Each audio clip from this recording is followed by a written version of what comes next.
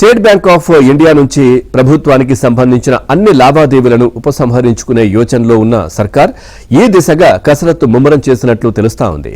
రాయదుర్గంలోని 5 ఎకరాల భూముల వేలం విషయంలో ఎస్బీఐ వ్యవహరించిన తీరు పట్ల ఆగ్రహంతోనే ప్రభుత్వం ఈ నిర్ణయం దిశగా అడుగులు వేస్తోంది. అంతేకాకుండా పలు పథకాలు ఇతరత్రా మ్యాచింగ్ గ్రాంట్ల కోసం కేంద్రం నుంచి వచ్చిన నిధులను కూడా ఎక్కువగా ఎస్బీఐలోనే పెడుతుండడం, వాటిని కూడా వెంటనే విత్డ్రా చేసుకోవాలనే ఉద్దేశంతో ఉన్నట్లు సమాచారం. మరోవైపు ప్రభుత్వ పరిధిలోని పలు కార్పొరేషన్లు, అవుట్ సోర్సింగ్ ఏజెన్సీలకు సంబంధించి వందల కోట్ల రూపాయల ఫిక్స్డ్ డిపాజిట్లు ఎస్బీఐలో ఉన్నట్లు సర్కారు సేకరించిన ప్రాథమిక వివరాల్లో తేలిందని, వాటిని కూడా వడ్డీతో సహా బ్యాంకు నుంచి విత్డ్రా చేసుకోవాలని భావిస్తున్నట్లు సమాచారం.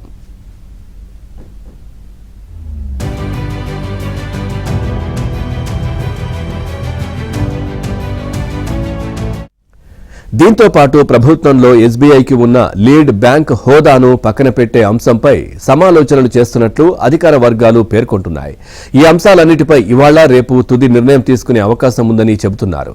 నిన్న ఢిల్లీ పర్యటనకు వెళ్లిన ముఖ్యమంత్రి రేవంత్ రెడ్డి రాయదుర్గంలోని 5 ఎకరాల భూముల విషయంలో ఎస్బీఐ వ్యవహరించిన తీరును ఇవాళ రేపు ప్రధాని మోదీకి, కేంద్ర ఆర్థిక మంత్రి నిర్మలా సీతారామన్ కు, ఆర్బీఐ గవర్నర్ మల్హోత్రాకు వివరించే అవకాశం ఉందని సమాచారం.